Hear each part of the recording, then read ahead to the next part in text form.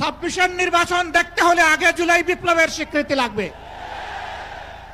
গণভোট ছাড়া বাংলার মাটিতে আমরা আর কোনো কিছুই হতে দেব না। জুলাই সনদ যখন আইনি ভিত্তি পাবে তখন জাতীয় নির্বাচন আইনি ভিত্তি তৈরি হবে, নাহলে সেটা অবৈধ নির্বাচন হবে।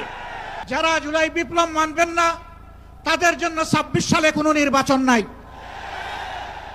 জাতীয় সংসদ নির্বাচনের পূর্বেই গণভোটের মাধ্যমে জুলাই সনদকে চূড়ান্ত আইনি ভিত্তি প্রদান করতে হবে। শুধু একটা দল বিএনপি, তারা ভোট চায় কখন?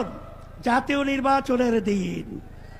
বাংলাদেশের মানুষ বুঝে গেছে আপনাদের উদ্দেশ্য ভালো না।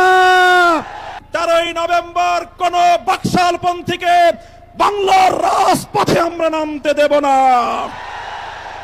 রক্ত দিয়ে যেই ফ্যাসিবাদ বিদায় করেছি, প্রয়োজনে আবার রক্তের সাগর প্রবাহিত হবে, বাংলার মাটিতে ফ্যাসিবাদ ফিরে আসবে না।